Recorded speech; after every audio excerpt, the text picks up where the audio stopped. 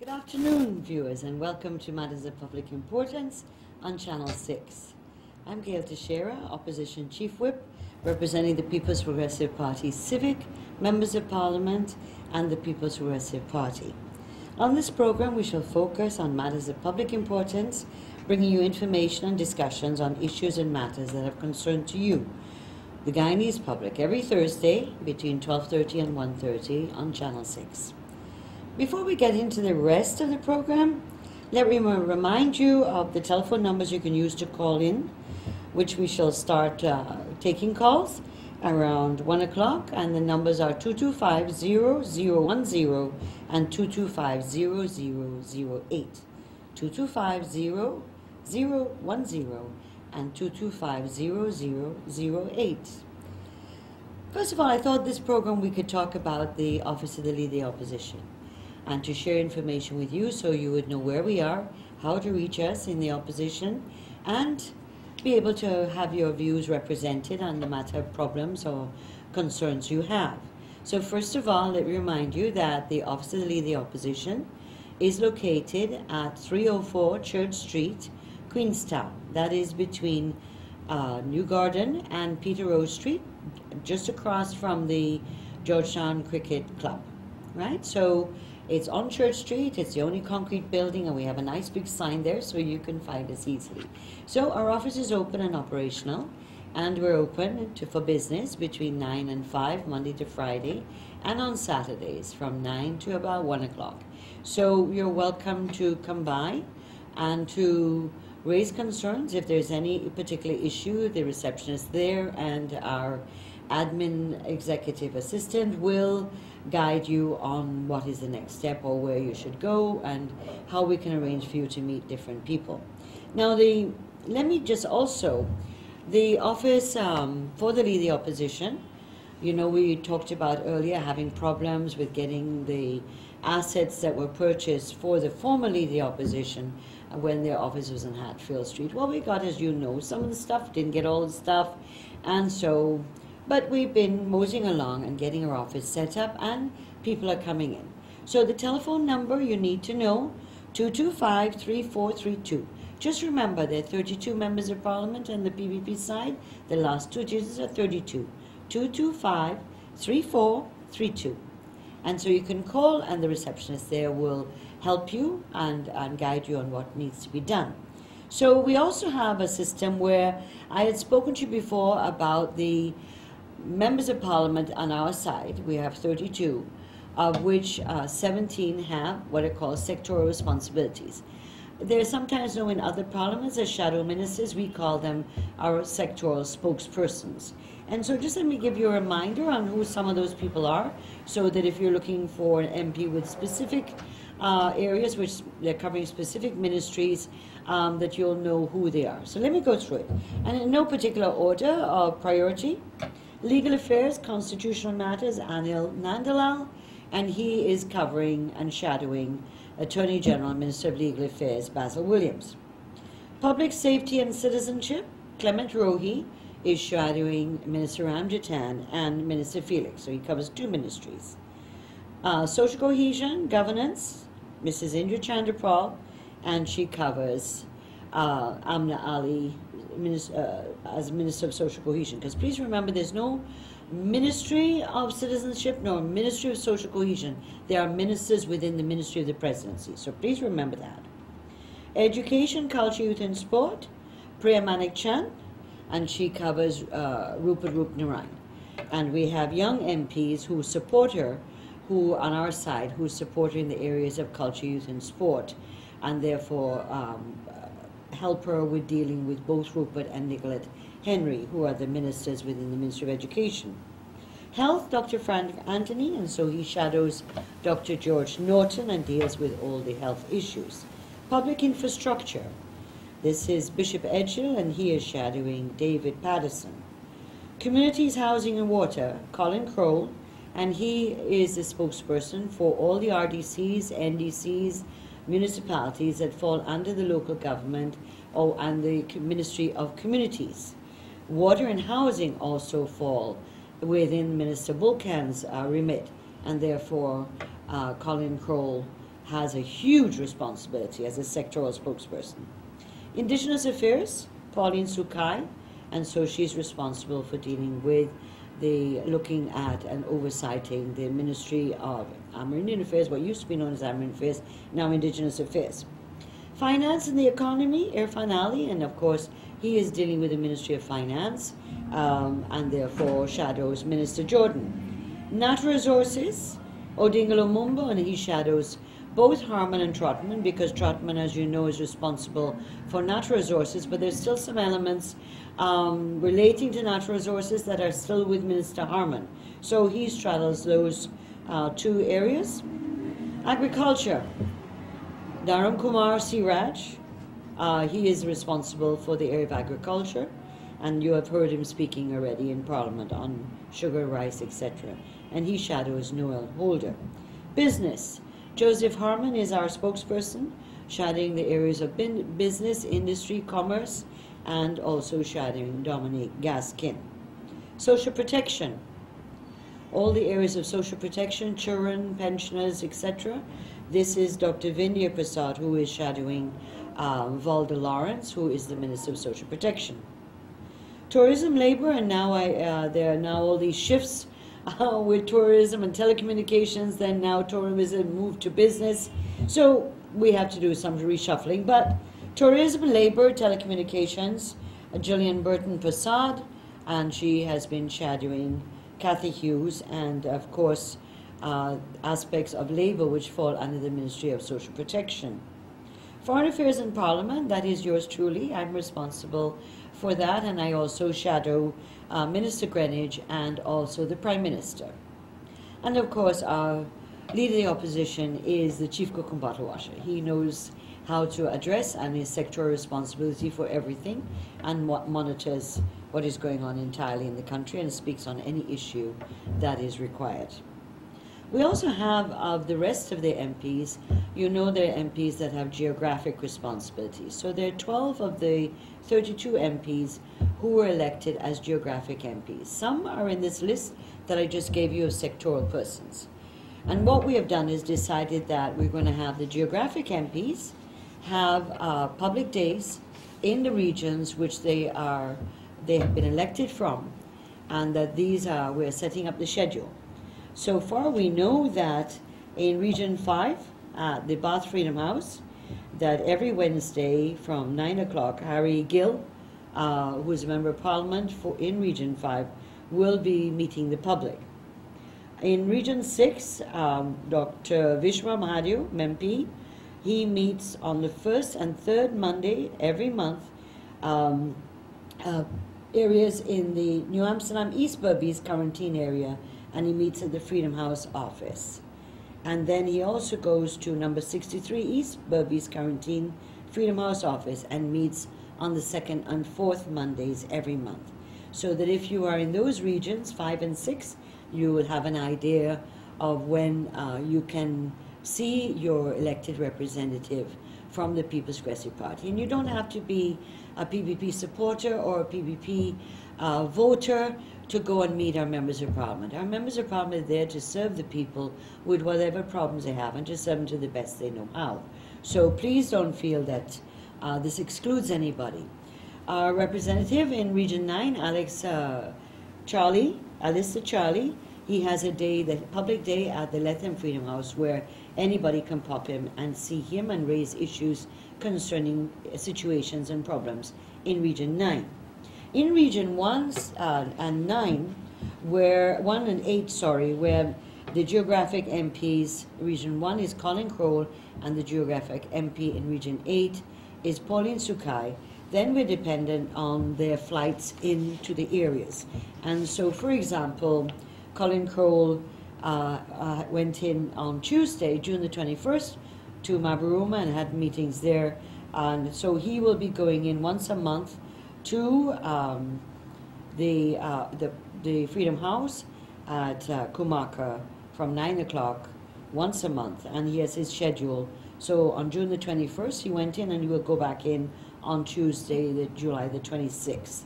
And so anybody who wants to confirm all that, who are living in those areas, that please feel free to contact those offices. We also have members of Parliament. So we're trying to ensure that all our 12 MPs, who are geographic MPs, will be meeting people in public days in the regions. And I will give you those as we're able to secure venues and the times and so on, because as you know, MPs in Guyana are not full-time MPs. They have their jobs and then they also do work as an elected representative. At the office here in Church Street, we're open, as I said, from 9 to 5, sometimes 6 o'clock in the afternoon. However, we're trying to ensure that from 10 to 1 o'clock on Mondays and during every day of the week actually, that we have an MP there.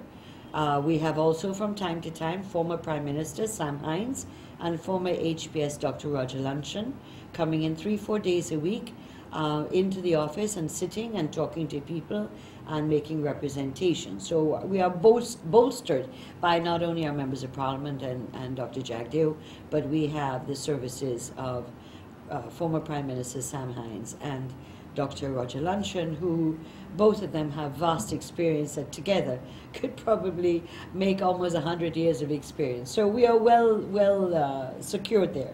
So please feel free that there are times and MPs that will be there, have volunteered to come and having their schedule. They're there probably about 2 hours on their public day. Some put in more than one time a week. Those that have geographic responsibilities try to service their areas as much as possible. And so we have Dr. Westford, who is a member of Parliament and a geographic rep for Region 7, is also, for example, going to be assisting in the Church Street residents, as are other MPs that are on the national top and the geographic list. So please feel free that we are there to serve the people and to make representation and to consult with you on what are issues that are troubling you. So please feel free to call 225-3432 and to get guidance on a particular problem. In some cases we can try to help, in other cases we may not be able to, but you know, it'll be good to talk to someone and get advice. So we're there to assist free of charge. On the Saturdays, I should say to you, we're trying to set up a legal team that would be able to help people and give them legal advice in relation to matters that might require going to the courts.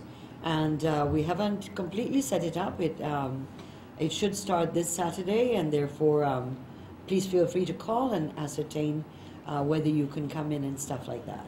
So our doors are open, we're operating, and we look forward to meeting you and all members of the public, regardless of what political party or affiliation that you represent. And because we're on Church Street, it's just a minibus ride.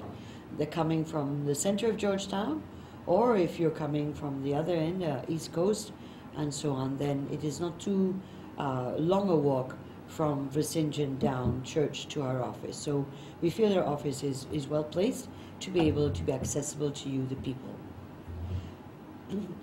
Well, that's about the Office of Leader Opposition. So I hope that has helped. And if you need any clarifications when we have the call-in part, please feel free to ask me for anything. Well, what's been happening since we last met on matters of public importance? We have heard there will be a sitting next week. Yeah, there's going to be a sitting next week. Can you imagine? We understand, and yes, today I did finally get the order paper, and no one spoke to me about it, just heard it through the grapevine. You know how it is in Guyana. Lots of rumor, and you're not sure whether it's true or not. But anyway, we are having a sitting on June the 30th, 1 month since the last one. A little over a month, because the last sitting was on May the 24th. I guess with their busy schedules, ministers traveling and so forth, the government seems only interested in parliamentary sittings when there are financial matters or urgent bills to rush through. And that's why I've said before to you on this program, there aren't going to be a lot of sittings in this House because too many traveling, and there's only 1 seat difference between us. So they've got to make sure that all 33 people are in place.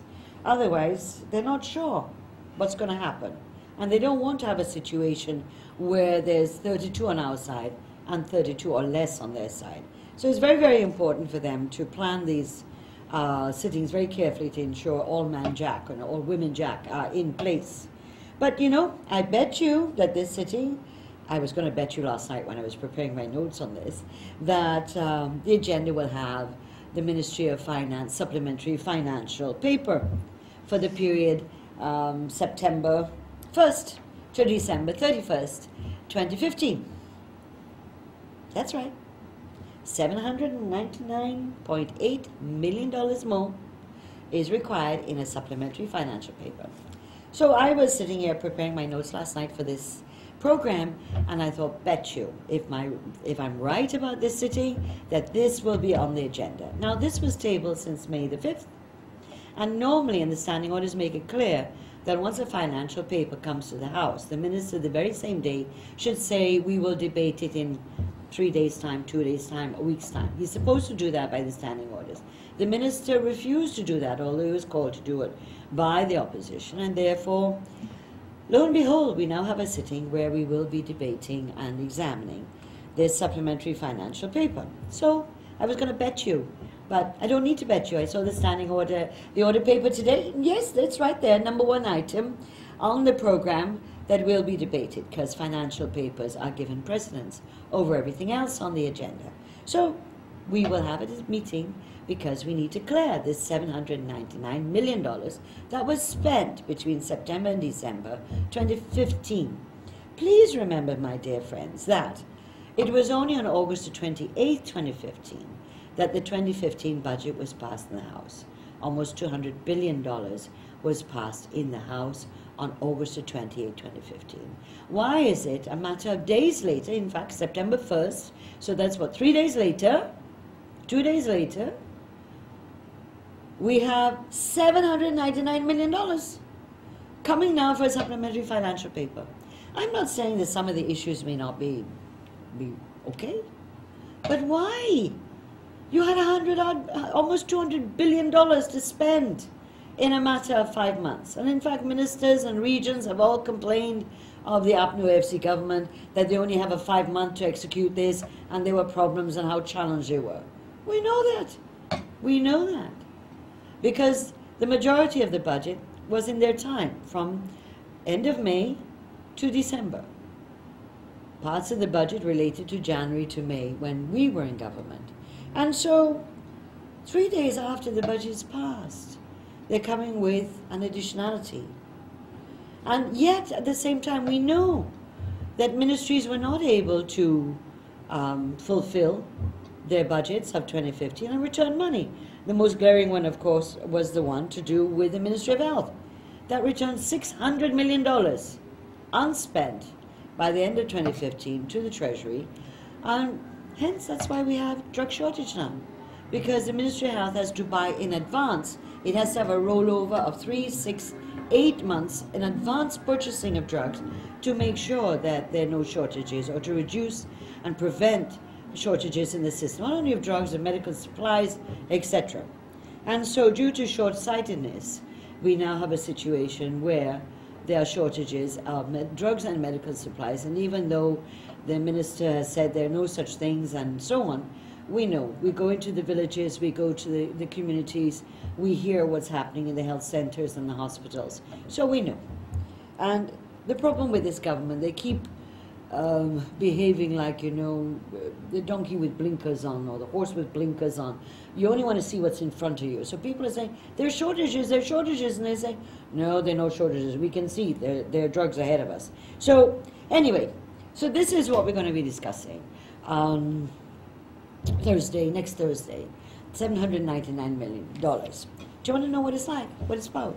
Well, as I said, no big issues in terms of glaring things. Of course, the GDF, who got $1 billion more in 2015 in their budget, has come back through the Ministry of the Presidency to apply for $450 million more between September and December.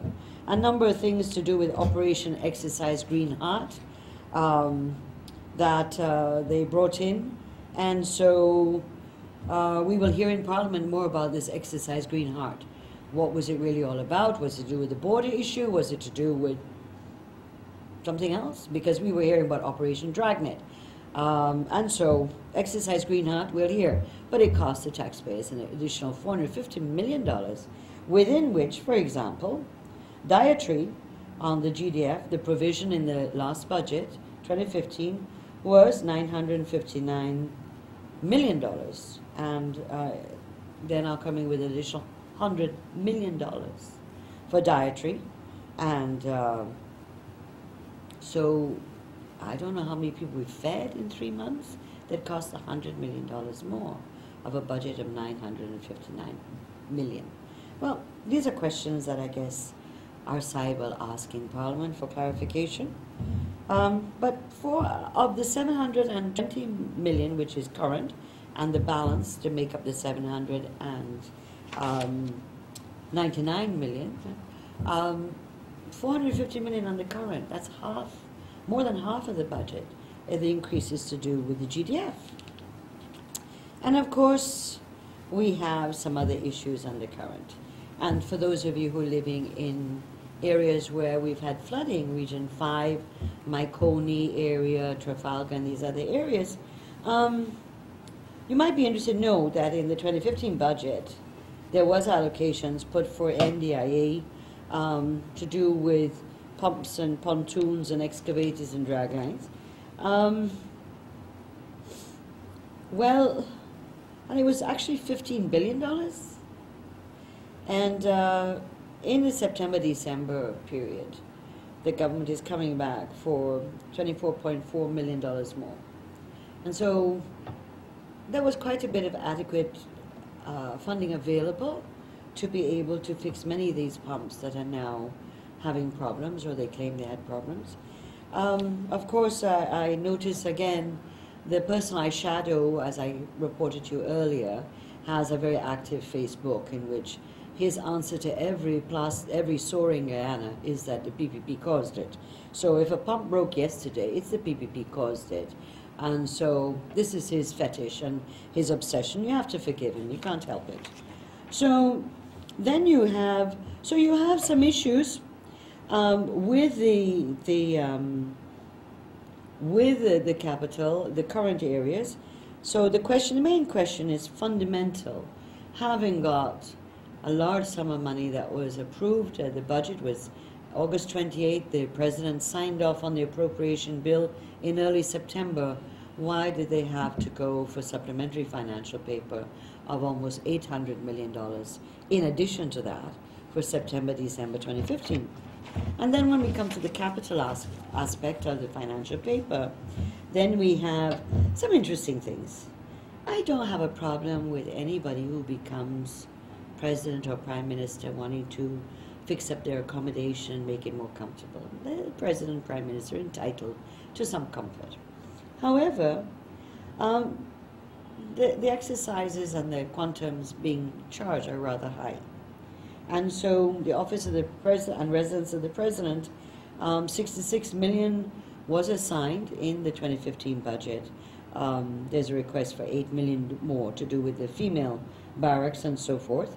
And then, of course, purchase of furniture and equipment for the Ministry of the Presidency and State House, $48 million. $43 million was budgeted. So this is additional $48 million, and including solar panels, which I'm not sure where these solar panels are going, whether it was the programs we had, which were cut in 2013 and 2014 to provide solar panels to each household in Amerindian areas, in Amerindian villages. So we're not sure what it is. We'll find out on Thursday. So $799.8 million more when we had just passed a budget of $200 million.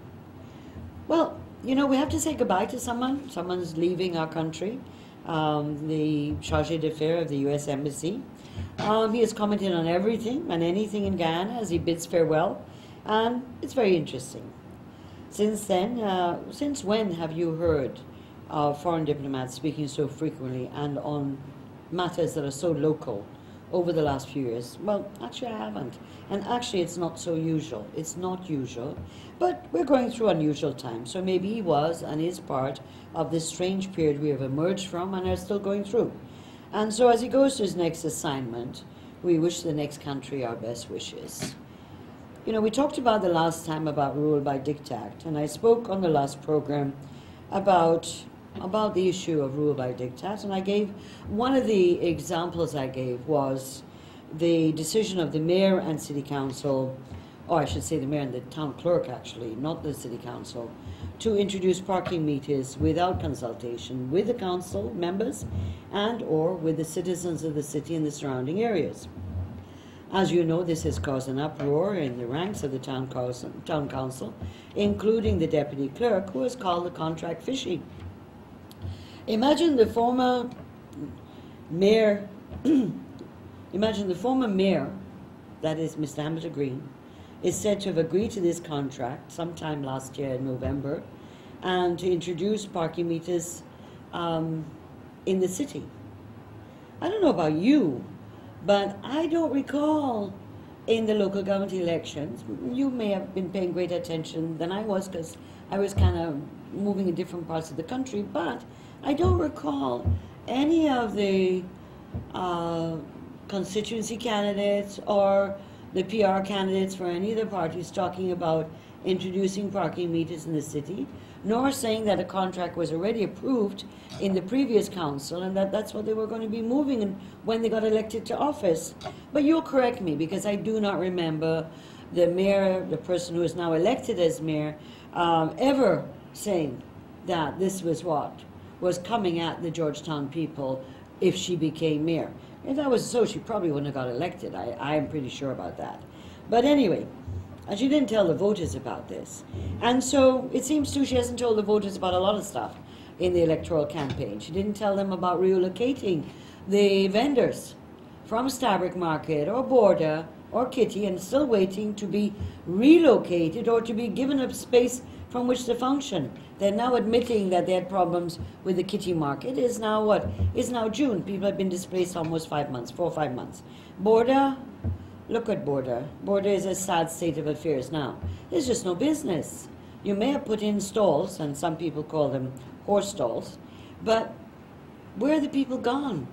The thriving vibrancy and confusion too. But there's something about markets that always has that level of noisiness and confusion. It's not unusual if you go to markets all over the world. What we want is the market to be cleaner, to be safer, and to make sure that everybody could make some money, and to be able for the consumers to be able to have access to good products and fresh products and stuff like that. And so, did she tell the people before she got elected that she was going to relocate them? Did she tell the people that now there's a hanging tax? That if you hang your oranges and your mangoes in a stall, or you hang the shoes, or whatever you're doing, that this will now be a tax? My goodness. My goodness. I don't know what things are coming to in the city. But someone's got to rein the mayor in and advise her that people have to live, and you can't take money out of their mouths, and you can't take money out of their pockets, and you can't take food out of their mouths. That you have to balance, and one of the ways to do it is meet the people, talk, come to some negotiated arrangements, not to work with this diktat, high-handedness. Now there's a tax. Now there's this. Of course, people feel that they're being picked on because they happen to say to the deputy mayor and point out who was corrupt and who was taking money from them in the markets and stuff like that. And so if they think that, you can't blame them for thinking that they're now being picked on for this. You can't blame them. It's just maybe a coincidence of events, but that's how they feel. Well, after all the discussions last week and during the week and the newspapers and letters and so on, well, finally the government is sitting up and responding to their own council's criticism, I'm sure, because they don't listen to us. And Mr. Harman has announced that there will be a committee, a two-man committee, to review the contract. So the Ministry of Finance, maybe the minister or one of his representatives, and the Attorney General, maybe him himself or his representative, will meet to study the contract and to see if the contract is a good one, and so on. Question to ask you. Was the issue only about the contract? So is the government saying that if the contract is okay, and it's not fishy as the deputy mayor claims, and other people claim, by the way, many people claim, then if the contract is fine, then we're going ahead with the parking meters? Is that what's happening? We're going ahead with them? So clearly the government's missed the point. The point was about, the one aspect was about the contract and the way in which the procurement went on and why this contract is so secret, what are the conditions, what are the terms of reference. All of that is one big parcel. That's one problem to do with the parking meters. The other problems appear to deal with the people. It's the people of the city, stupid. It's the people who come into this city. That the parking meters, has this been studied? Was there a quick study done to see whether this could work or not? Would this really impact on the traffic congestion? What would be the socioeconomic impact on people? Would this help business or hurt business? Would this help ordinary people or make life worse for them? These are the issues to do with the parking meters, especially when you bring it in a year with 140 new tax measures. You're bringing now and talking around container taxes. You're talking about hanging tax. That is this, if you're hanging your goods up in the stalls. Why are you doing this to the poor people of this country and ordinary people of this country? I can't comprehend it, to tell you the truth. Because I know if the PPP had done this, we probably would have had riots in this country, or riots in Georgetown. And we didn't do it. We tried to negotiate, we tried to talk. We failed sometimes, we succeeded other times, but we could not have gone and ruled by diktat, as is being done by this government, in situation after situation after situation. I'm just picking off a few. So that, you know, and let's be frank, what else is going on with this parking meter story? You know, because the government has now put up this two-man committee to look at the contract, I want to ask you a question. Is this a reflection, and therefore avoiding the issue of whether parking meters should be introduced or not, is this a reflection of another story, of something else going on? Because please remember who accompanied the mayor and the town clerk to Mexico. It is no less than the General Secretary of the People's National Congress, Mr. Oscar Clark, who is also a councillor on the city councillor, and who was very much at the mayor's side with the town clerk when she defended the trip to Mexico and the contract with the company for the parking meters, and said absolutely with no hesitation that this thing is going to be introduced, it will go forward, and it will be there in September 1st. So is this now where the PNC itself as a party, as represented by its General Secretary, is in support of this? And the government is now just dealing with the contract to temper down issues, and the parking meters will continue? I ask you to think about it. Is what Mr. Harman, what the Cabinet or Mr. Harman has done, is this only a sop to keep the temperature down, and meanwhile baptizing the whole thing of parking meters? Let's hope not, because really something like this issue needs to be, first of all, an interagency meeting. Have the ministries of public infrastructure and the police and the traffic police and the legal minds, Ministry of Communities, the town council, private sector, and so on, meet to look at this. Has there been a study to show that this actually will help the traffic congestion in the city? Is there any analysis of the impact on the ordinary workers of the city who come in? Will it lead to further increased costs for the commuters who come by minibus or by taxis or by their own cars? And then obviously you need to have consultations with the general public. Why aren't there meetings held in there are 15 constituencies in the city, and their constituency people are elected by constituency in the 15 constituencies. Not to have one meeting at Georgetown at City Hall and say you've consulted the citizens of Georgetown. Nonsense. You should go to every constituency in the city, including the bordering communities with the city that are beyond the greater Georgetown, and see what the impact will be. This is a big issue, very big issue. And so, you know, we'll see what happens. But, you know, I'm not holding my breath about whether the two persons in this committee will come back and say there's anything wrong with the contract. But the last issue I want to raise with you is, why must a private company putting up this, No one has checked the prices they've come up with. But why must they get 80% of the revenue and the city council get 20? Especially after they'll have to damage some of the roads to put all this infrastructure in. Who's paying for that? And so there are many questions. And then we have the other question I want to ask you. What's happened to the tolls? For the new tolls for the Denver Harbor Bridge? The Minister of Public Infrastructure 2 weeks ago had said there was a cabinet paper waiting to be discussed. So what has happened? Was it discussed? And what did cabinet decide? Well, Mr. Hammond came before the media for the second time after a long, long gap, but didn't mention this issue. So I guess we'll just have to, as with everything else, hold our breath and see when, by diktat, we'll be told this is what's happening.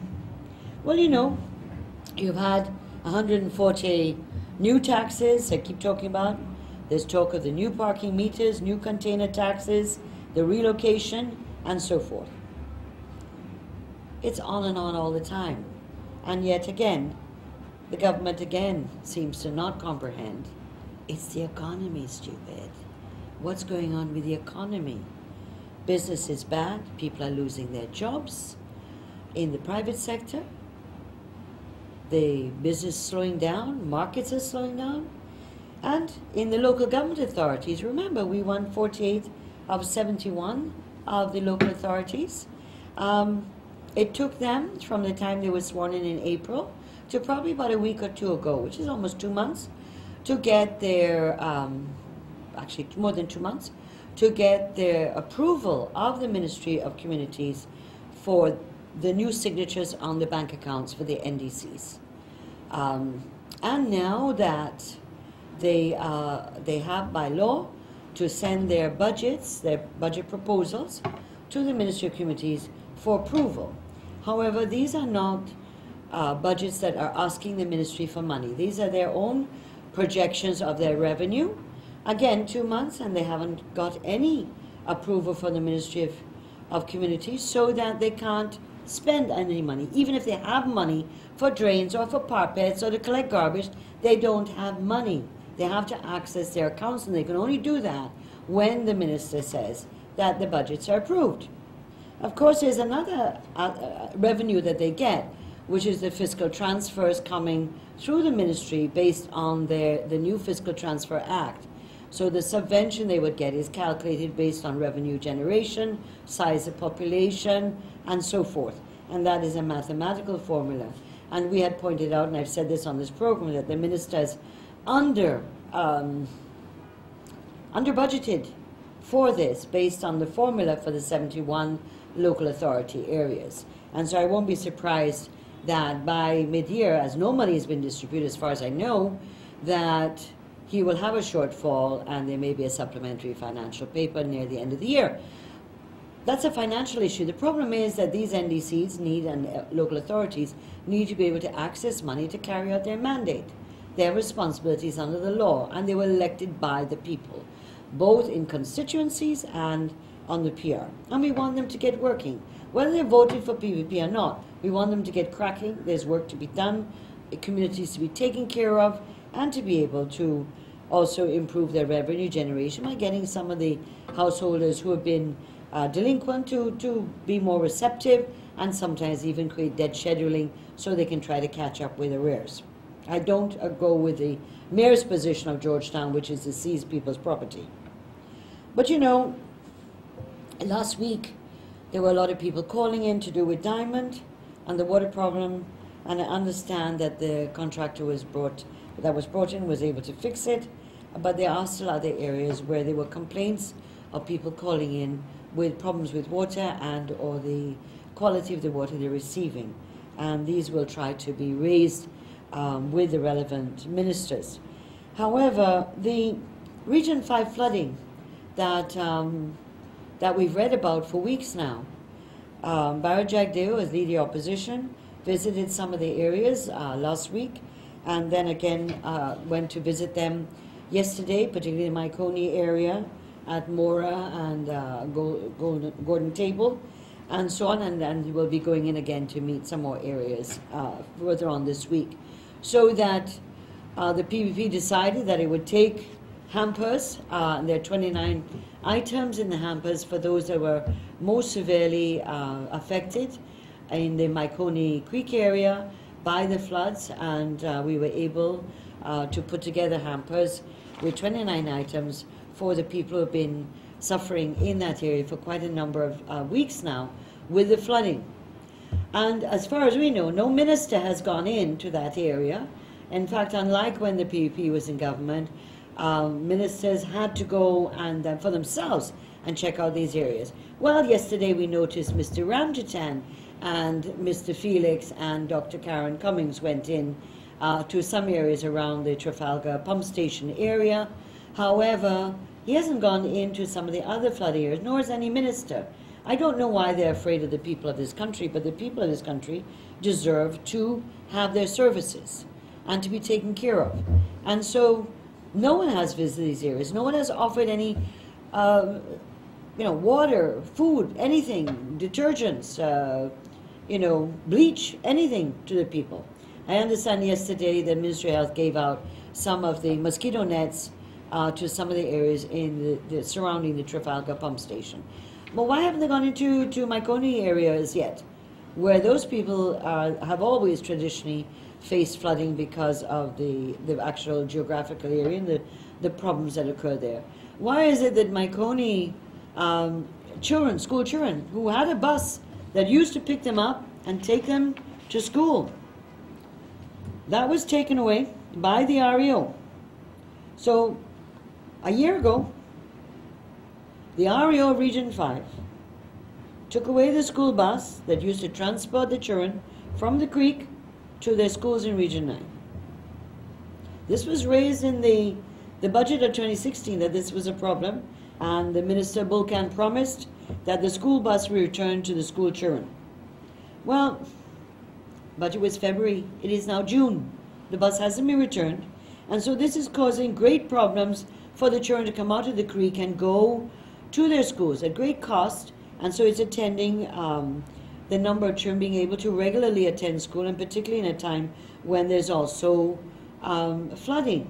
And so no one seems to care. The Minister of Education seems to be in some never-never land living. They're all living in cocoons in this government. I don't know what's going on. And as we complain about the REOs and everything else, this is the region where the region has been prevented from meeting for 5-6 months by the behavior of one councillor who refuses to let the meeting go on and has succeeded in breaking up the meetings. Police does nothing, minister does nothing, and therefore the programs of the village, of the region, cannot be implemented, including areas that the region has responsibility for. And the REO is spending out all the money with no scrutiny. So how do you like that one? And so school bus, Minister Bulkan, let's get with it and return the school bus. This is also the region where a number of the David Granger yellow and green buses were distributed to the school children in Ithaca to bring them to school, and from areas of the West Coast, Berbice, Denhamsel, and so on to be taken, not Denhamsel, Belladrum area, El Dorado area, Weldad, to be taken to school. We have complaints of pensioners in Region 9 are not being able to get their pensions in cash because someone decided that the two showers should not be taking the vouchers to the Lethem Post Office to be signed, to be encashed, but that the communities must encash their checks with certain businessmen. And when they go with their vouchers, when they go with that, these are the old age pensioners, when they go with their vouchers, businessmen don't have the money. So they're complaining a lot about that. And just for your knowledge, boards of guardians are being appointed by the government for the regions. And these are important bodies that recommend to the Ministry of Social Protection persons who are eligible for consideration under the special circumstances program, public assistant, old age pensions, and so forth. And in those that were appointed and sworn in over the last few days and the last week, they are all APNU. Not one representative, not one person who is affiliated, close to, supporter of the People's Progressive Party.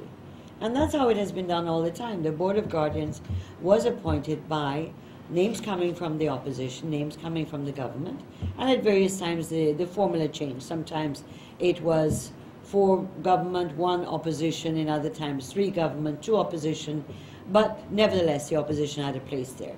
Can you imagine the Board of Guardians, which are to represent all the people who are particularly vulnerable and poor, has not 1 representative of the opposition of Guyana, in which there's a 4,526 vote difference between the government and the opposition. Shame, shame, shame, I say. Shame, shame, shame. Anyway, we're chatting along, and we're looking for people calling in.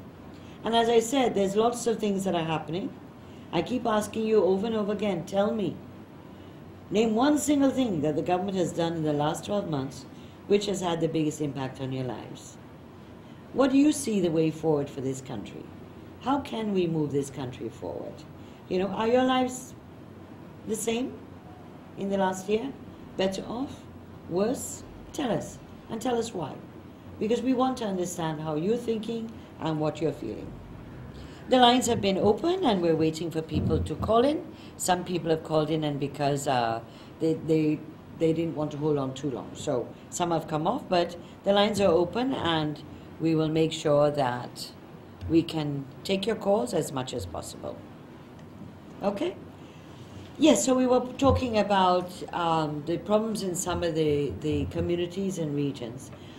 My own experience as a minister, having been a minister of health and culture, youth and sport and home affairs, and acted a couple of times as foreign affairs, that a minister has to go out and meet people. You have to be accessible and you have to be visible. And you have to try to help people. There's sometimes when you can't, when it's just not possible. The problems are too immense. But nevertheless, you must listen to the people. You have to be there to meet the people. And so I found it rather interesting with all the flooding in the areas and the complaints of people around the Trafalgar pump station and the communities around there, that who went? Not the Minister of Agriculture, not the Minister of Housing and Water, as far as I know, and Communities, but instead the Minister of Citizenship, the Minister of Public Security, and the Minister of Health within the Ministry of Health, Dr. Karen Cummings. But whenever they're flooding, I've been there as a Minister of Health. Flooding is a problem we face in this country, below the sea. And certainly in the era when I was a Minister of Health, drainage and irrigation was 100 times worse than it is now, because we've just taken over a collapsed country.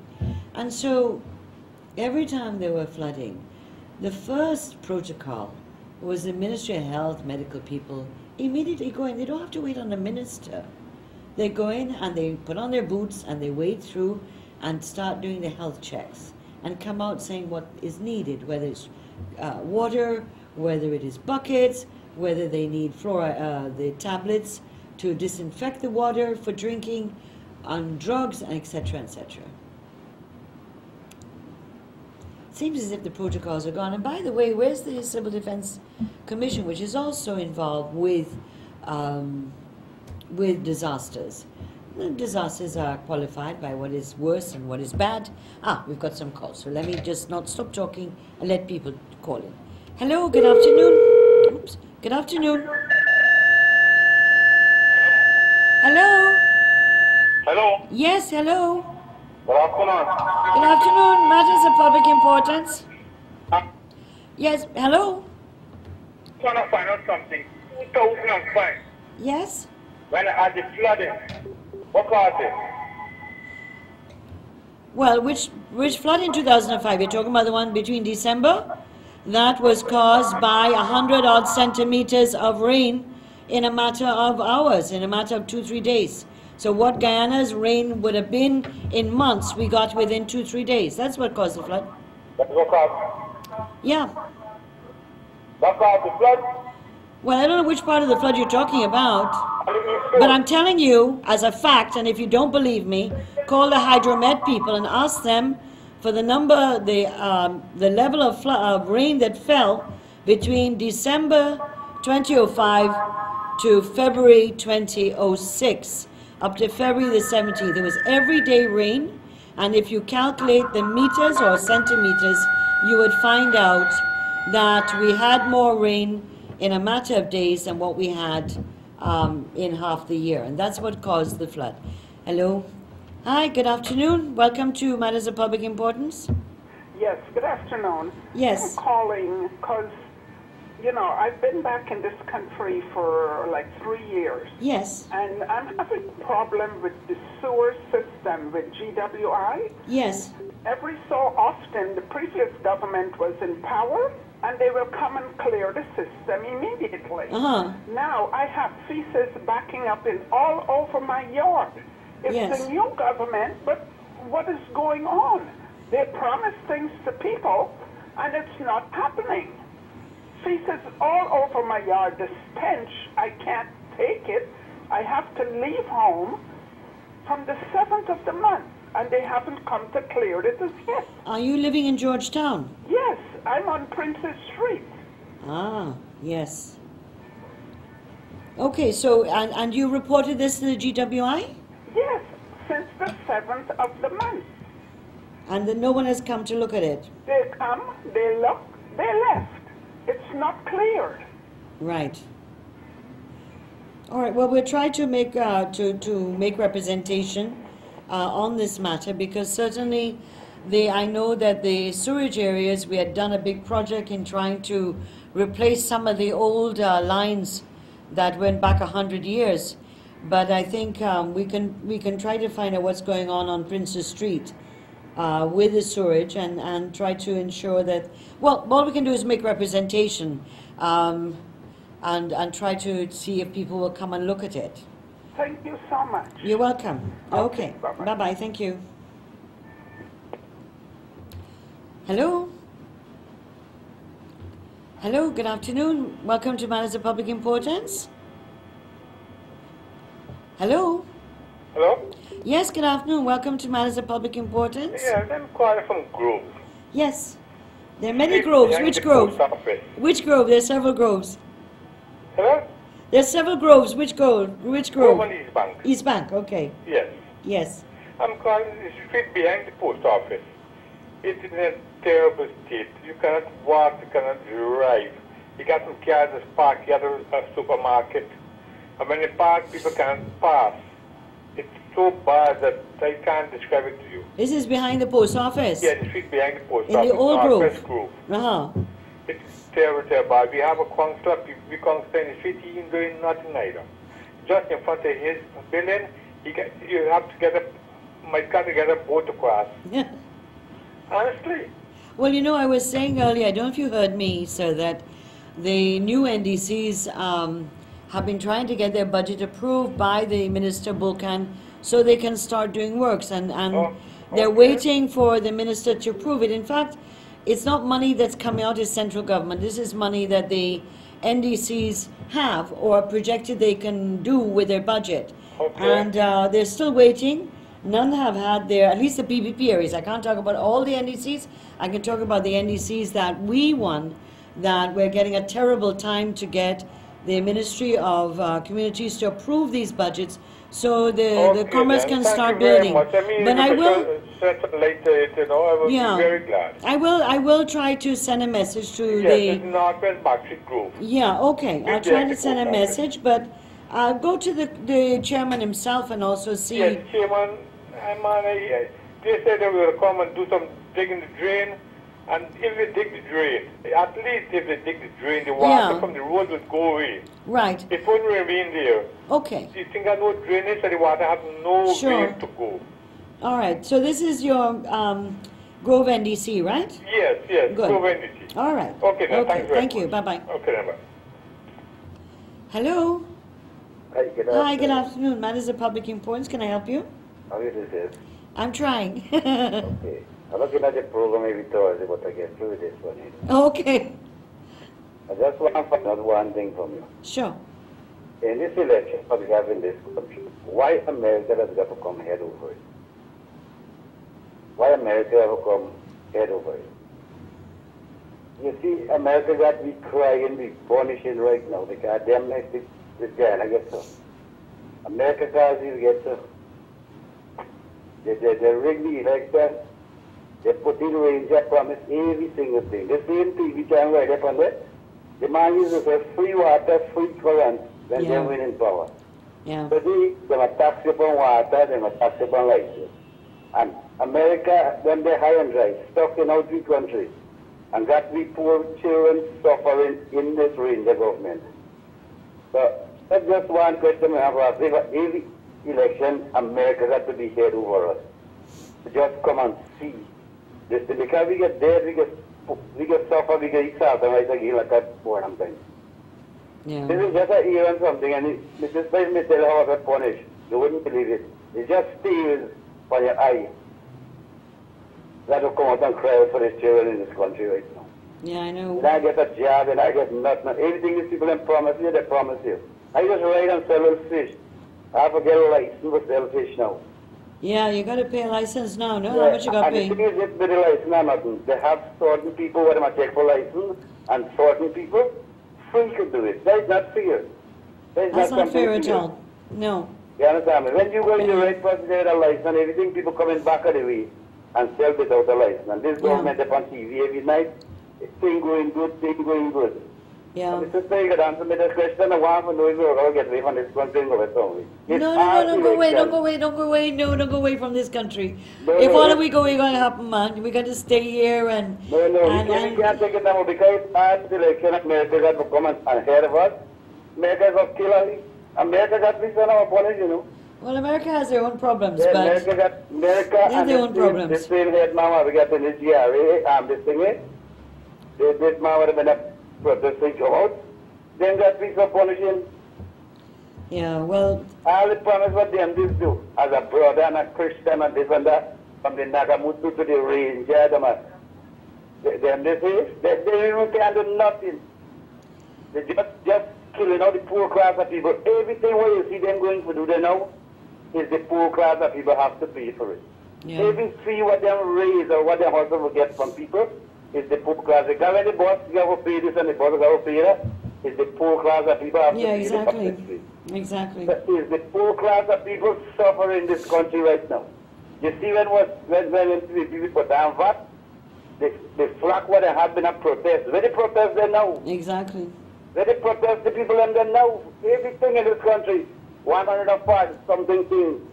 When they protest people and they know, when the people and they know the national even a faith. Yeah. Well, you know, nothing stays the same, you know. So that, you know, nothing stays the same. Sometimes it stays a bit longer when we're unhappy, but nothing stays the same. And I've been through this country and the PPP all these years and struggles, and nothing stays the same.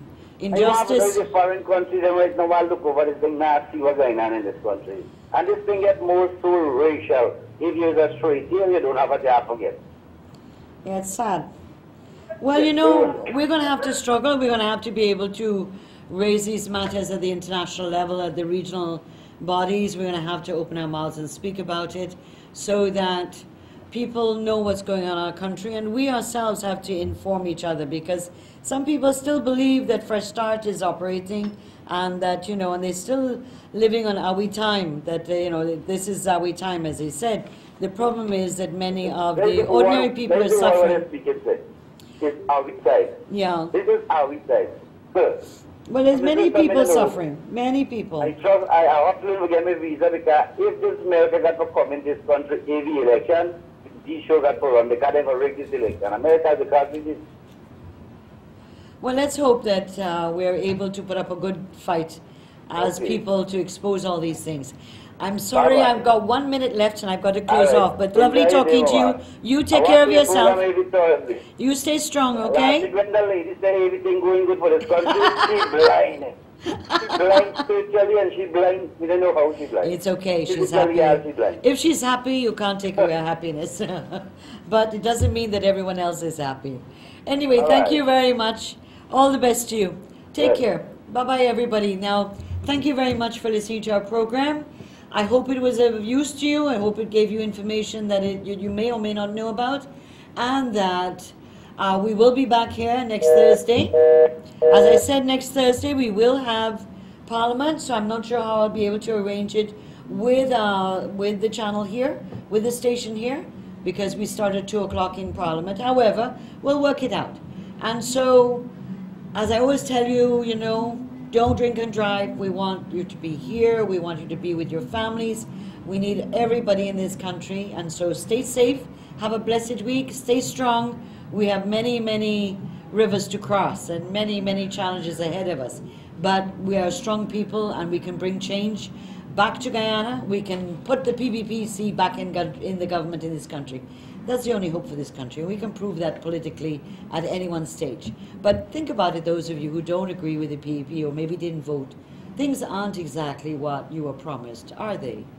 First start? First for a change? Are you seeing the change that you thought you would have seen, that you were promised? I don't think so. But everybody has time to think and come to terms with that. So all the best to you. Have a blessed week. I will meet again here, right here, next week. Ta-ta. Bye-bye. Stay good.